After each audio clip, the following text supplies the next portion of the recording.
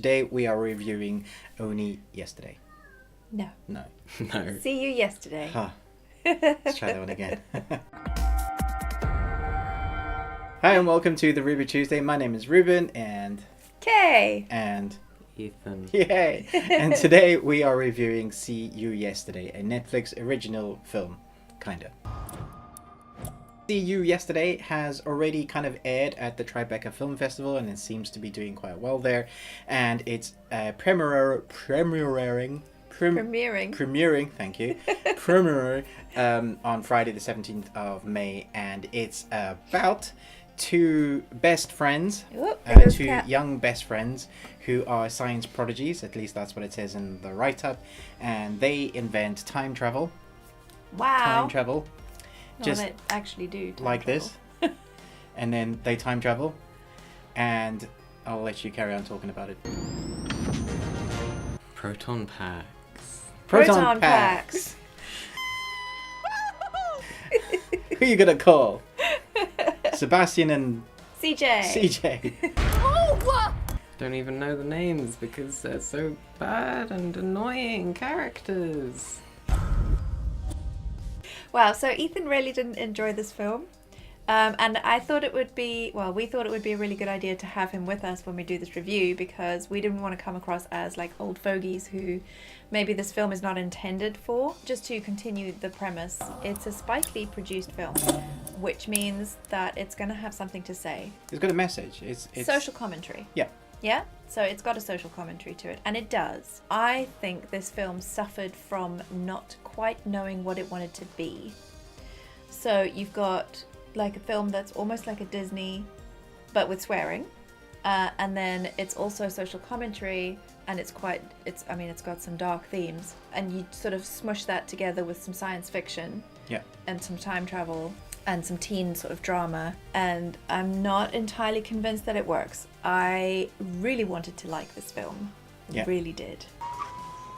We did not have a great track record to start with this film. Yeah. We got sent a product of the film that Netflix thought was the original finished product, which in actual fact it hadn't done VFX, sound editing or sound recording. There was just a whole bunch of things. It was basically half a film. Yeah, and I am amazed to see what it looks like now. Like there's a vast difference. The color palette alone and the special effects that they've added makes this film 10 times better.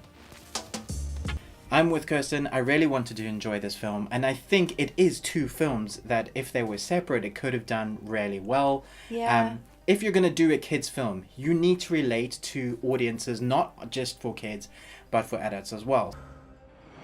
Pixar does this so well. They are able to portray a story to the kids for a young generation, but also have some really deep meaning stories behind that. And some Disney films do that, but this does feel like a bad TV Disney film in parts, and then weirdly enough it feels like it has something really heavy to say, but in amongst that it mixes this time travel and then adds the swearing. And I know kids do swear, so we're not under like any illusion that kids don't swear, but mix of it. In kids' movies, they generally don't. And it's quite heavy swearing. It's like F this and F that a few times. It's not like ongoing, but it does seem like it's a weird mix. And for me, that I was just like, okay. And that's just scraping the surface of the many things we thought was wrong with this film. What did you think, Ethan? Let's talk about the science, Ethan. Yeah, well, the science doesn't really check out. The fact that two high school students that are still learning and still maturing were able to crack time travel. Einstein spent his entire life trying to do. They even talked about how Einstein was spending his whole life trying to do this, and then they're like, hey, we just cracked time travel without breaking a sweat. The characters in this were, particularly the main characters, Sebastian and CJ. CJ particularly comes across as really angry all the time, and that is written into the story because she's lost her father, and so she's angry all the time. But it's hard to like her character. And then, like you said, with her being super smart, there are things she does character-wise, the choices she makes, that as a super smart person, it comes across like anybody else wouldn't do that, regardless of whether you're emotionally in turmoil or you're struggling with things. When dealing with time, it should have been more exciting and more of a bigger event, but it just seemed to just like, oh, we're doing that now. And it started off well because there's this nod, which I don't want to give away if you're gonna go and watch it. There's this nod to time travel movies of a character that arrives or that is in it for a little while, and that had me, and they did that so well, and I was like, wow, this is gonna be excellent. And I think from there on, I was like, the only people that engaged me in this film were the adults. And I don't know if the adults were any good at acting. I just know that they were better than the kids. The kids I found really hard to relate to. And again, I know I'm an old man compared to the kids, but you do need to relate to your audience. And there was literally no point. I was like, yeah, this is a film I'm enjoying. Yeah. If I could go back and fix it, I would. I think the bits that really sort of stood out for me, so like the good bits, were the bits that had the social commentary, the bits that like as a family we really hate injustice. We really get upset. We're very easily moved by racism and injustice, and so you put that on screen for us, and there were moments where we were actually shouting at the TV because we just, where is the justice? we feel it so much. It is that's good. brave that they were tackling that particular subject of police brutality. That's in the trailer, so I'm not giving anything away. Yeah. And that's a really hard-going, relevant thing to say about now. Yeah. But in amongst the mix of Disney to that story, I feel like that story needed to be told more with those kids, but just leave the Disney out of it. Yeah, like, you know, like we were saying, decide what you want to be and then be that, and don't try and be too many things, and, you know, throw it all in the pot together and see what works, because unfortunately it kind of made everything not quite work. Having it all in there.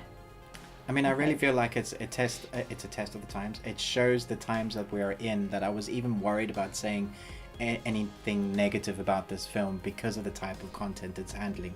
And when you say anything negative, people immediately jump on you like, what do you know? And I understand that this film may find its own audience. There may be a group of people that go, yeah, I really loved what they were trying to do with that film. And I can understand how hard it is to make a film. I've been involved in feature films and short films, so I do get it. But at the end of the day, we still got to be true to how we felt, or how it represented as a film to us and the things that we saw. And I have to say, I thought this film was pretty shocking.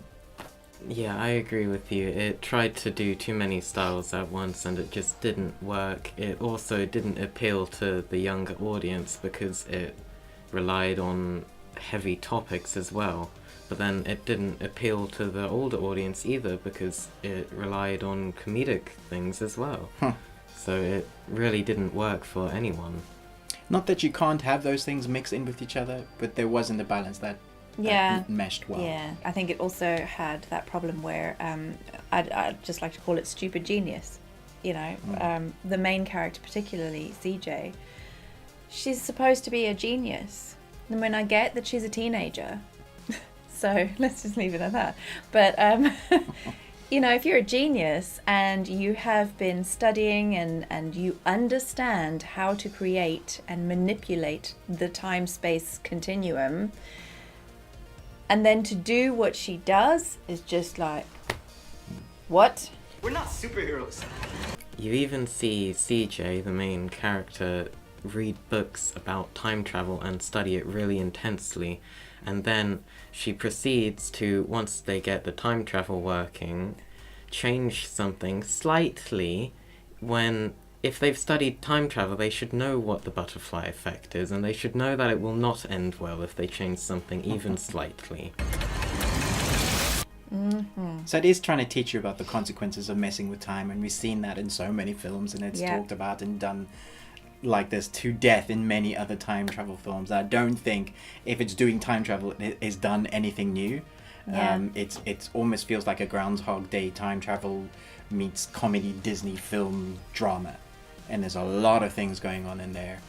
And even talking about it upsets me because I know there's something good in there. There's a something that could have been shaped into something brilliant, probably. I feel really bad saying this though, because I think there may be people out there who will watch this film and love it, and that's absolutely fine, and you're totally within your rights and allowed to do that, and we all have different opinions, so let's not hate on each other if we disagree on how much we love or dislike this film. So let's be civil about it.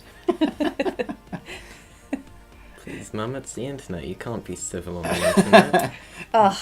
It's not civil. I mean, there are literally silly bits that we could go into and break it down. There's a Mac screensaver at the back that's meant to be building up the. Is there though? Because there was a screensaver on the version that we watched. No, we watched the other version. Yeah, as we well. watched the other version, and it's still there. Oh, it's no! Still just as bad. Just some of the possible effects for the set that you think that we wouldn't notice. So if you're going to be a clever film and you're trying to tell us that you're a clever film, then you need to be a clever film.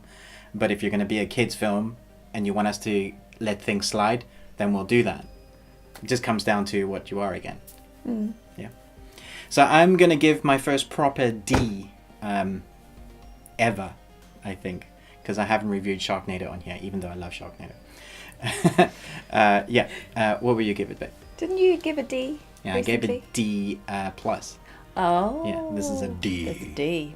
I don't know. I don't actually want to give it a score because I feel like I was so tainted by watching that first rough cut version that I couldn't even really bring myself to go the whole way through the finished version. Had I not had that experience of watching the rough cut and just came fresh to the finished version, I may have liked it a lot more, and there may not have been quite so many. The issues might not have been so obvious to me. That's a good because point. I would have been distracted by the special effects, and the sound wouldn't have been up 1 minute and down the next, and the colour different in each different shot, and even different clothes. It was like they reshot stuff. First impressions, First impressions are a were big thing. just so bad for us. It was really hard to try and be objective after that. So I think a D plus. But if I had come at it fresh, maybe it would have been like a C minus. That's Right. I think that's fair. Yeah. What would you do? I know you like to give out of 10. You can give out of 10 if you like. No, I'll do You stick with alphabet. I'll do Okay. alphabet. But I'm just gonna say I hated it, just not because of the special effects or anything that were unfinished when we first watched it, but because the storyline itself doesn't make sense. Oh, okay. Okay. Yeah, fair enough. Yeah, so I'm gonna give it a D minus. Ooh. Oh. Well, that's fair. I mean, if that's how you feel, you can't take that away from you. I am very lenient on films, especially sci-fi. If you've watched any of my reviews, you'll know that I generally give Soft sci-fi spot for sci-fi. higher marks. So you'll know that this is tough. And we're Jeffley. Who's Jeffley? We're Jeffley. Yeah. We are definitely a bit soft touches as well. We don't like saying anything negative really where possible. We'll always try and find something positive to say, and this film might find its niche, like I said, but where we stand at the moment, we really didn't enjoy this film. Sorry. I hope you enjoyed our rant and this long ramble about this film. We have more positive reviews coming out pretty soon. Actually, we've got some really cool stuff coming on. There's one called The Perfectionist. The Perfection. I always get that wrong. The Perfection. We've done a review for that and a spoiler-free. We've done a review for that and a spoiler-filled review because that's really interesting. Something quite meaty to get your teeth into. Yeah. And so look out for that. Much more positive on that one. Yeah. Okay, but most of all, until next time, remember, Live long and Tuesday.